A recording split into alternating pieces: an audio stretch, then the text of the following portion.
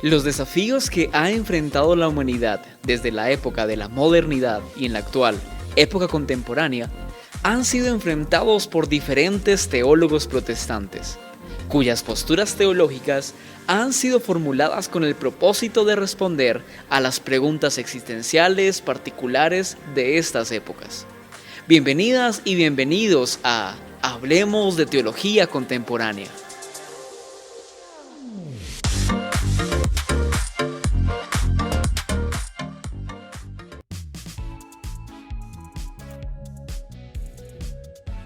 Hola, ¿qué tal amigas y amigos? Y bienvenidos a este nuevo episodio de Hablemos de Teología Contemporánea. El día de hoy vamos a estar hablando de algunos teólogos de esta época y vamos a estar viendo un poco cómo el desarrollo de su vida, los acontecimientos que enfrentaron en el transcurso de su vida, también tuvieron mucho que ver en su producción teológica. Entonces, comencemos hablando un poco de Emil Brunner. Emil Brunner fue un teólogo que trabajó a la par de Karl Barth, y ya hablaremos un poco de Karl Barth también. Y junto a Barth, justamente, Emil Brunner construye junto a Barth la neoortodoxia. Él se va a disociar de Barth hacia 1927, alejándose un poco de las ideas también que compartía con Barth, por el tema o el asunto doctrinal de la justificación. Ese tema fue el que creó una división entre ellos dos, se hizo que cada uno tomara un camino diferente, pues la idea de Brunner estaba más asociada hacia una perspectiva de una relación entre predestinación-justificación, mientras que Barth no maneja o no está asociado tanto a la idea de la predestinación. Brunner fue muy bien recibido por la Iglesia Católica. Incluso los evangélicos no vieron esto con muy buenos ojos, e incluso porque Brunner llegó a participar en un concilio vaticano. A diferencia de que la teología de Barth estaba enfocada únicamente en una producción evangélica, protestante evangélica, mientras que Brunner sí se permitió hacer una construcción que podía entrar en diálogo y ser recibida incluso por la fe o por la expresión católica. Nosotros necesitamos entonces un pensamiento muy crítico para poder tanto entender a Brunner como a Barth, a quien también estaremos mencionando en unos instantes. Pero también necesitamos hablar de Barth y tener este pensamiento crítico porque nos ayuda a entender que la Biblia es una construcción humana, que también es una idea que consideraba Emil Brunner. Pues ellos dos en su momento pensaron que hay relatos que responden a intentos humanos por decir algo, a propósitos humanos. Pero de alguna forma, aunque para ellos la Biblia era simplemente una construcción humana, su contenido se convierte en palabra de Dios cuando este contenido llega a hablar a nuestras vidas, cuando llega en un momento tal vez de crisis caótico y ese contenido se convierte en algo relevante que nos da algún tipo de mensaje que es importante y que cambia la forma en que veamos las situaciones que estemos enfrentando. Ahora, demos un giro y hablemos un poco de Karl Barth, de quien vamos a hablar un poco más a profundidad. Barth fue hijo de pastor y por la influencia de su formación cristiana, él se animó a hacer teología. En Berlín, Barth como estudiante se encontró en la cuna de la teología liberal. Y los más expertos de la teología liberal estaban allí en Berlín y fueron los maestros de Barth. Por ejemplo, Karl Barth fue alumno de von Harnack.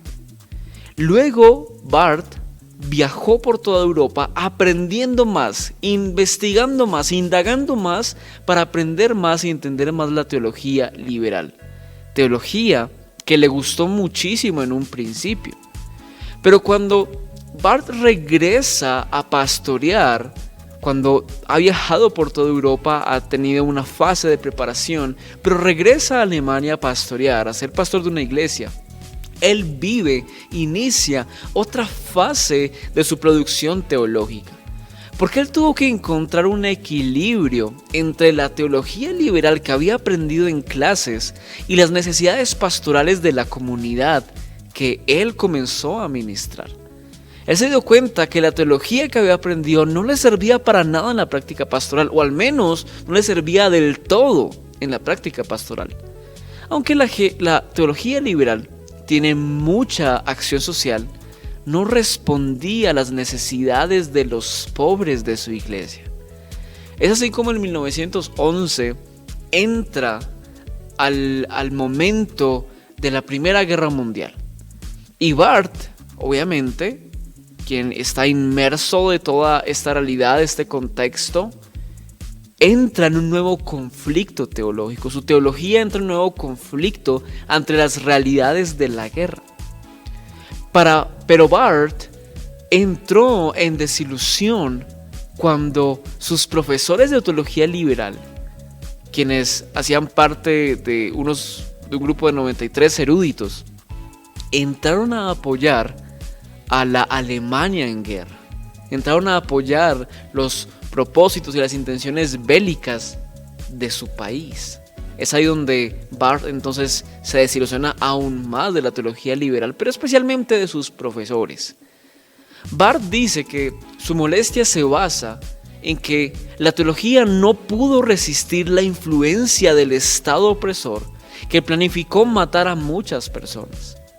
Entonces Barth piensa que si la teología liberal es la que va a generar una guerra, entonces debe tomar una postura antiliberal, basado obviamente en su decepción.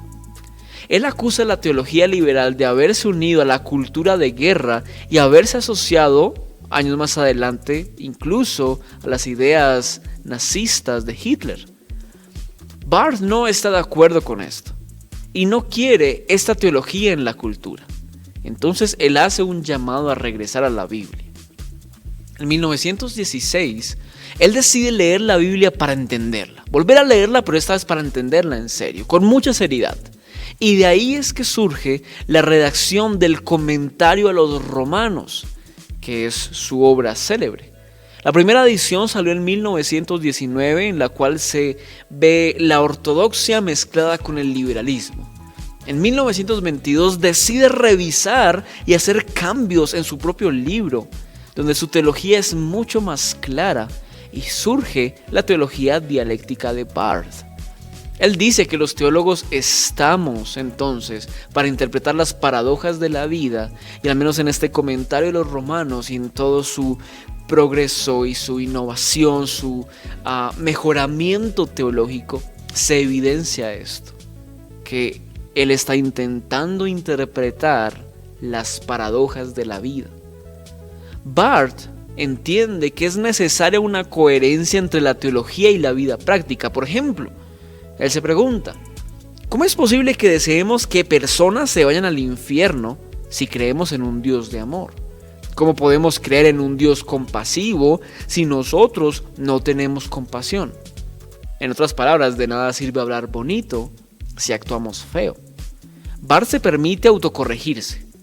Esas preguntas le llevan a plantear y a cuestionar, a generar nuevas preguntas que le llevan a una mejora constante en su teología.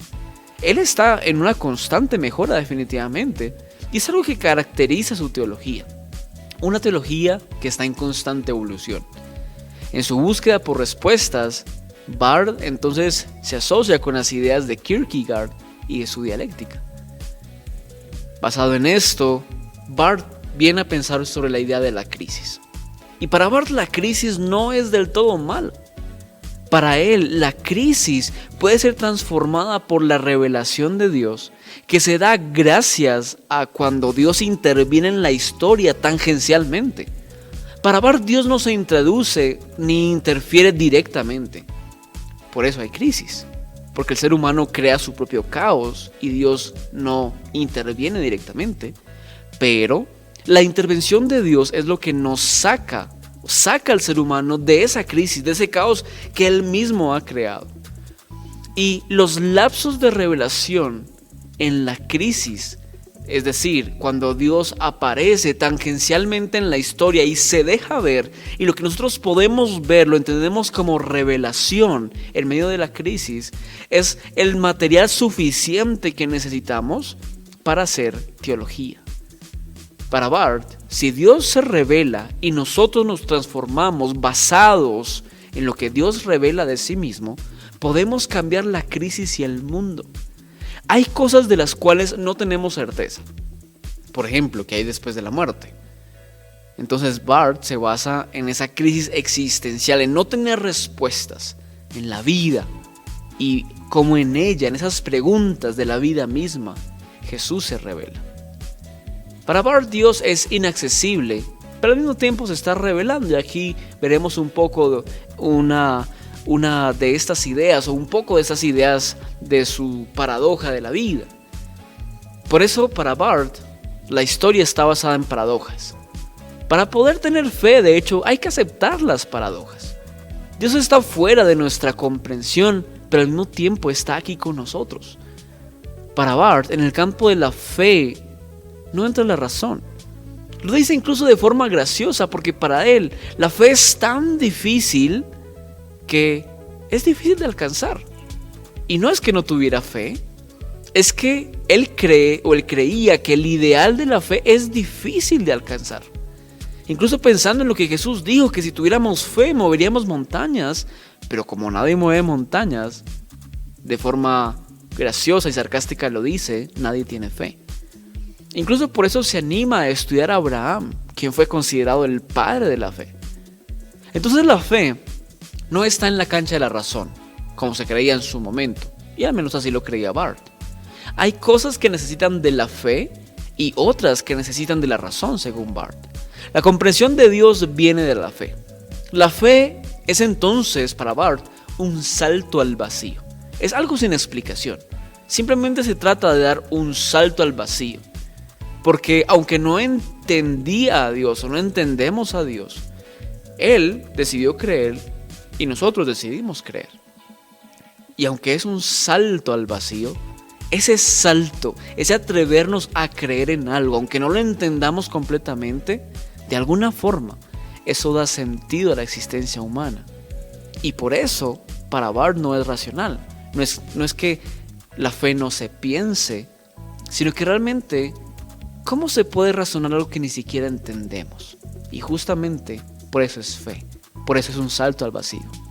Es de creer en Dios o lanzarse al vacío como algo que la razón no puede entender, pero definitivamente debemos saber que ese salto debe llegar. En algún momento de nuestra existencia debemos dar ese salto. Y el aterrizaje que tenemos cuando hemos saltado y aterrizamos de nuevo, pero esta vez en lo inmanente, nos damos la oportunidad de saltar en creer y llegamos a creer, a encontrarnos con lo inmanente.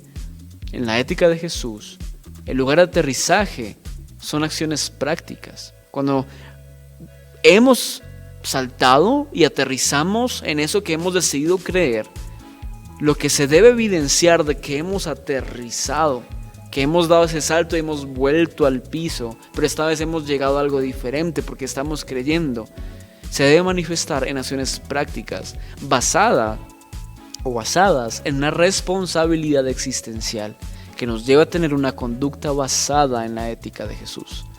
Barth dice que la filosofía no puede explicar a Dios. La fe está más allá de la razón, pero la teología de la palabra de Dios es el corazón del mensaje, que es el testimonio de Cristo.